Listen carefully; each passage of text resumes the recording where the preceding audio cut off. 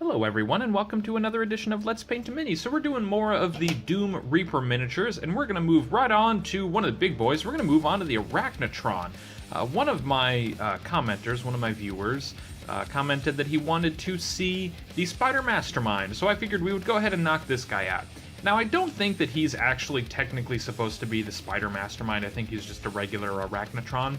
But what we're going to do is we're going to treat him like an Arachnotron. Now what I did was I just did a regular base coat of, I think it was called Snowy Gray or something like that. It doesn't really matter. I've just got a really fair gray color. It's got a little bit of a blue tint to it, but it doesn't really matter. I just had whatever was available at the time. So I just did a layer of that everywhere, and you know, there's some spots too where I kind of missed a couple spots, like right there. Not a huge deal. It's not really going to affect the mini overall, but I did a base coat of that, and then we're going to go ahead and get started here. Now, the first thing that I think I'm going to look at is just the mouth there, because I'm not going to be doing anything too special. I'm just going to take out some deep red here. This is just a really, really dark red color. And again, nothing special at all. All we're going to do is just coat the interior of the mouth with this deep red. Uh-oh, my paint stopped up. Perfect, that's good. Alright, don't need very much, just need a little tiny drop of paint. Alright, and it doesn't really matter what type of brush that I use. I'm just going to use a random larger brush here. Again, doesn't really matter at all. I'm just going to get some paint on there, just going to go over the entire interior of the mouth here. And we're going to move on to the next thing. But I just wanted to knock this out since we're going to be doing other stuff around the mouth. And it's going to be easier to just do this real quick right now before we need to work around anything else. There we go, that'll be fine. Again, you don't really need to do too much, so I'm going to rinse that brush off. And then next up, we're going to move on to a really fun thing. So if you have seen some of my videos where I painted miniatures from the Doom board game, then you'll know, based on the Mancubus and the Possessed Soldier and the Revenant, that what I'm about to do is something that I've done several times, and it's really, really fun.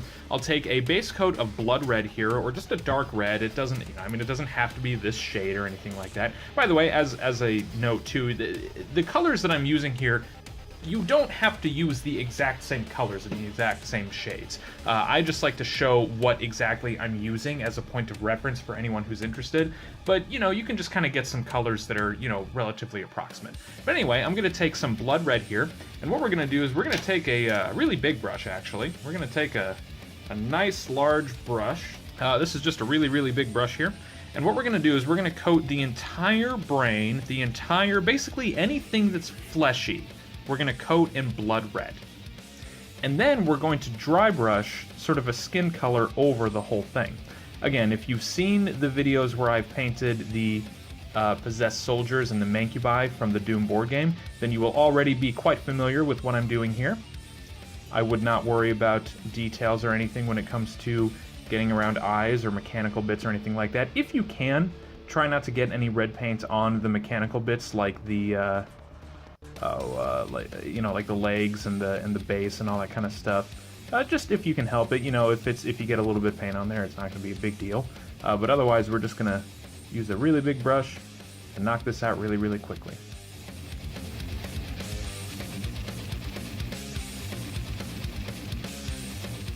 Man, this guy is heavy. So this is a pewter miniature, as you know, if you have him, if you've gotten the other Doom Reaper miniatures. This guy's made of pewter, and he's a little bit heavy. He kind of strains on you. Now I'm holding him on a base like this. I've just got him stuck to you know, just a little plastic thing here attached with some sticky tack, and I've just got that so that I don't need to hold the miniature itself at any point, because there's no actual base on this miniature. Well, anyway, just holding him like this and moving him around and all that kind of stuff, it's starting to strain my fingers a little bit. So just be prepared for that.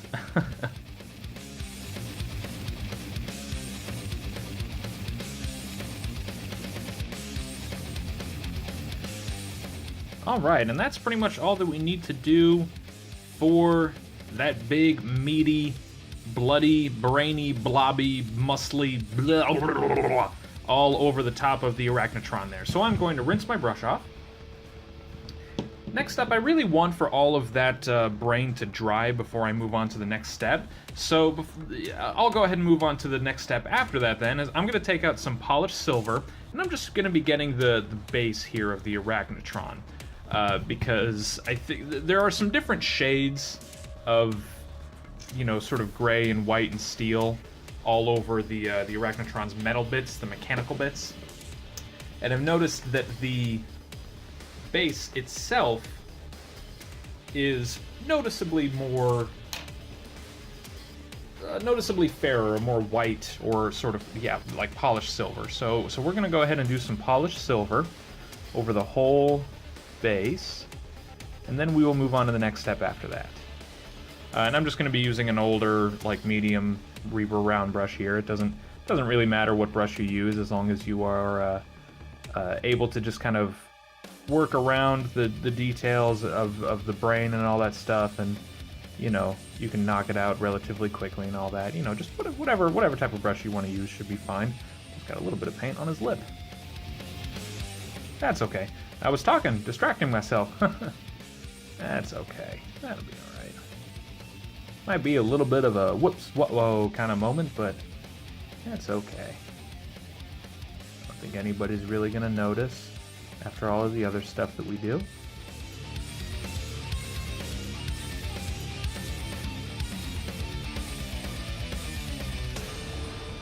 Alright, so now we've got a nice silver color over the entire base of the Arachnotron like that, which is what we were kind of going for. Alright, so now I'm going to rinse that brush off. And then next up, we're going to go ahead and move on to the actual highlighting of the big brain fleshy stuff. So we're going to take out some tanned highlight here, and what we're going to do is we're going to dry brush the whole brain, all of the fleshy bits, with this tanned highlight. And what this is going to do is it's going to create a sort of look of deep muscle that's really, really bloody and oozy and red, whereas the high points, the high contours and all that are going to look more traditionally fleshy and fibery and that kind of stuff. It's going to give it a real brainy, kind of gross look, which is the sort of thing that we're looking for. And I think to knock this out a little bit faster, I'm going to use a slightly larger dry brush than I typically use, if I can find it here. Here we go. So I'm going to be using a medium-sized Citadel dry brush. I typically use a small size, but because this is a larger miniature, we're gonna crank it up a little bit. So you're gonna get some paint onto your brush here, but you're gonna wipe off most of it. You're not having a lot of paint on your brush. In fact, you've got such a small amount that it's almost dry, and that's why they call it dry brushing. You can also just kind of, you know, glob it in there and then kind of like wipe it off with a paper towel or something like that. But it's up to you. You know, whatever is whatever is the easiest for you. I find that this method right here of just kind of slowly easing my my bristles into my little paint puddle here just saves a little bit more paint. You don't wipe off so much paint on a paper towel whenever you do this method right here. But here we go, and this is what's going to give our brain and our muscle fiber and all that its really, really, really prominent look.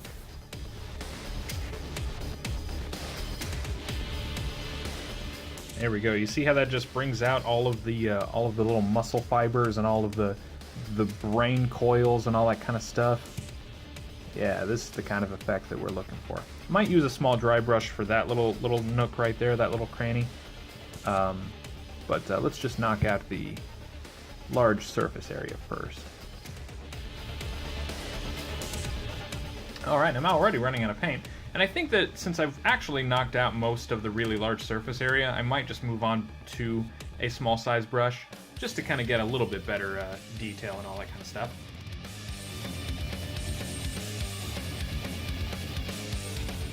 So yeah, like I was saying earlier, if you've seen a lot of my channel before, you know that I really, really like to do this combination of thing here. So what I'll do is I'll take a base coat of red or blood red or something like that, and then I'll do a tanned sort of skin color over it. I really, really, really like that effect a lot when it comes to, you know, slimy, creepy, you know, brain-like, muscly sort of creatures and all that before. I've been doing it for a little while. I've been doing it ever since the Doom board game, and I've done it a few times with Mansions of Madness, so forgive me if you've seen me do this kind of thing many times. If you've seen my channel before multiple times, you're probably thinking like, oh my god, he's doing the red thing again with the fleshy bits. I need to see something new. Like, okay, you know what? Fair enough. I probably need to lighten up a little bit on it. But I really do feel like it's the best thing to do for the Arachnotron here. So, you know, I'll try to get away from it for future miniatures and that kind of thing, but for this particular project right here, I really do think it's the best thing to do, so I'm going to stick with it. For now, at least. And I very, very much appreciate your patience with me for sticking through it.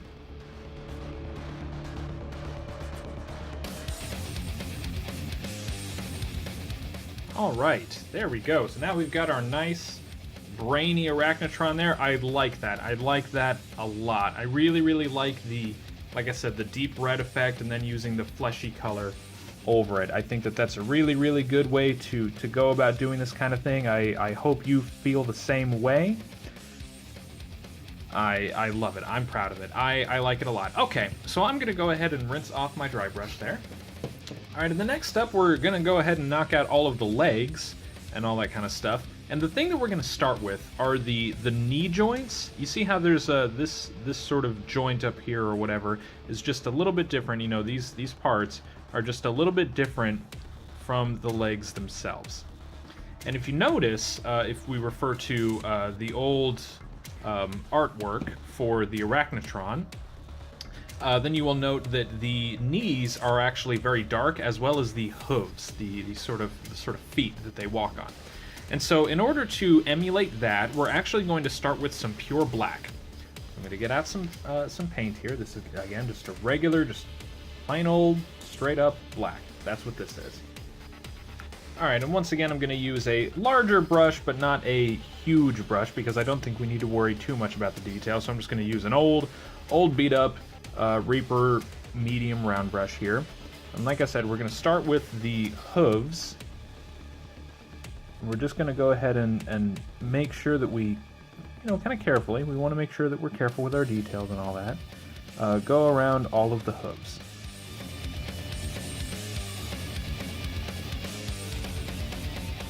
And you know what? Actually, this brush is in very, very rough shape now. I think I might just need to retire this brush completely. Because it's starting to kind of get a little bit of a mind of its own. So I'm going to move on to the exact same type of brush that I was just using, but it's a newer one. It's in better condition, and the bristles aren't quite as flayed and all that. So we're going to go ahead and use that from here on out. There we go. This one's not quite going everywhere like the other one was. Yeah, just the large size of this miniature and the weight is really starting to take a toll on my fingers. Just holding him at different angles so that he shows up on camera in good light, but also makes it so that I can hold it comfortably and allows me to paint him accurately. This is a little bit of a struggle right now.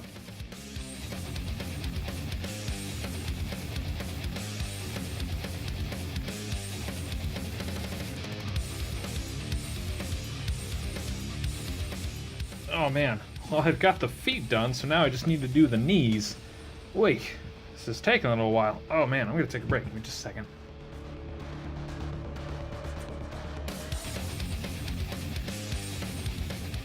Alright, there we go. So now we've got the knees nice and dark there, as well as the hooves of the Arachnotron. So I'm going to rinse off my brush. And the next step, we're going to go ahead and move on to some shadowed steel here. This is similar to honed steel, which is what I typically use, but it's just a little bit darker. That's why they call it shadowed steel. But I think that for our purposes, it will do just fine. I'm just going to take out a random sort of flat brush right here that's got a little bit of a wide surface area to it. And what we're going to do is we're going to coat all of the legs in between the sort of base of the Arachnotron itself and between the knees and the hooves and all that. We're just going to go ahead and do a solid layer of this shadowed steel all around it. And then on top of that, when we're done with that, we're going to dry brush the knees and the hooves with this shadowed steel.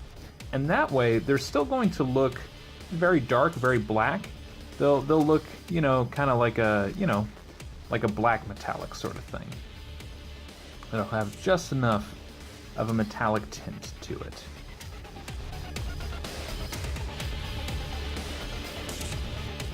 I'm also going to go ahead and coat the plasma gun sticking out of his base a little bit with this shadowed steel, and that will differentiate itself from the actual base of the Arachnotron. Just a little bit.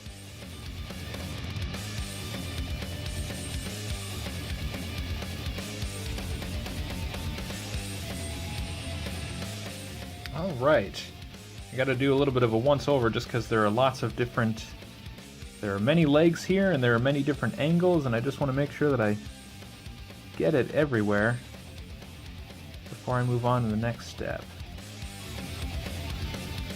Yeah, that's not too bad. Okay. Oh man, I need to get in between each little hoof there, though. So I'll go back down to a little bit of a smaller brush to do that.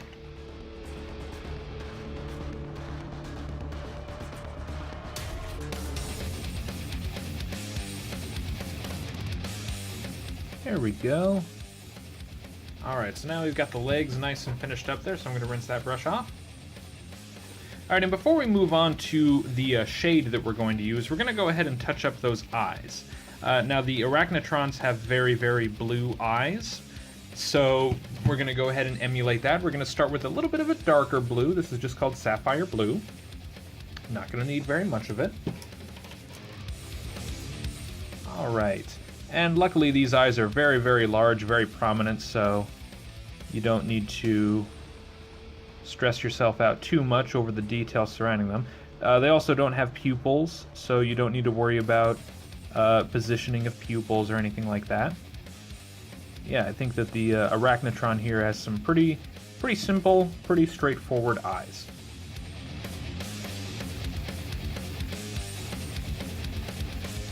There we go. So those are just some nice dark blue kind of eyes right there. And then we're going to take a much lighter shade of blue. In this particular case, we're going to be using some sky blue. This label is faded off, but this is sky blue. And we're just going to, you know, really, really lightly just kind of dabble it around the sort of centers of the eyes there. And that will lighten them up just a little bit.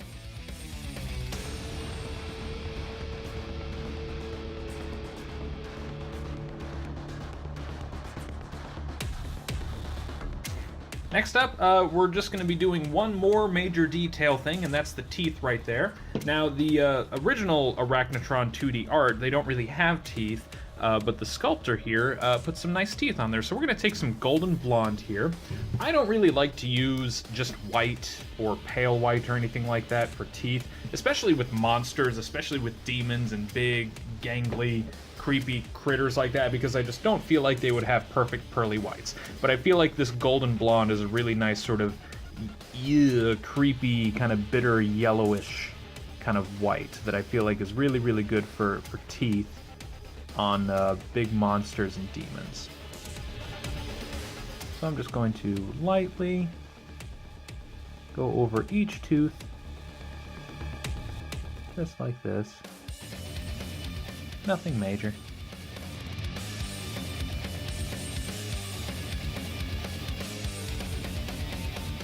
There we go. Now we got some creepy teeth right there. That's great. All right. Oh, you know what? I forgot to do one thing too. I forgot to take out my dry brush and go over all of the knees and the hooves and that kind of thing, like we were talking about, because they're nice and black. But if you just dry brush, you know, a steel color like this, or a shadowed steel color like this, or a honed steel color like this, it'll still look very, very black, very dark, but it'll have just a little bit of a reflective metallic look to it. Again, nothing too major. I'm just using a really, really simple, quick little dry brush thing here.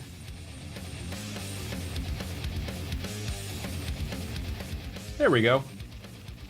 Yeah, that way they still look nice and dark, but they don't quite look just flat black,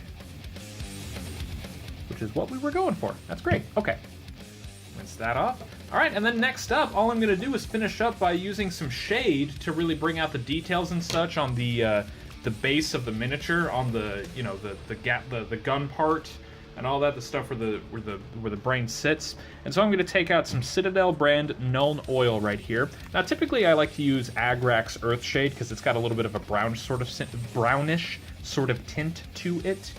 But in this particular case, I think that I prefer it to just be regular kind of shadowy grayish, dark color. So I'm just going to take out a big shader right here, and I'm just going to go over the bases, like the base, and the legs. And that'll about do it. You know what? I'm going to cheat. I'm going to go really, really big. I'm not going to use that. I'm going to use... Oh, where's he at? Here he is. Okay. I'm just going to use this really big old large shader right here. Let's just get into it. And if you get a little bit of the shade on the brain part, I think that you'll be fine. I'm going to try to avoid that, just because I like for the brain to be red, nice and red at its base, rather than dark and shadowy. But this is just going to knock this out really, really quick. And if I get a little bit of shade, you know what, I will use some shade on the arms. Just a little bit on the arms. Just for some variety.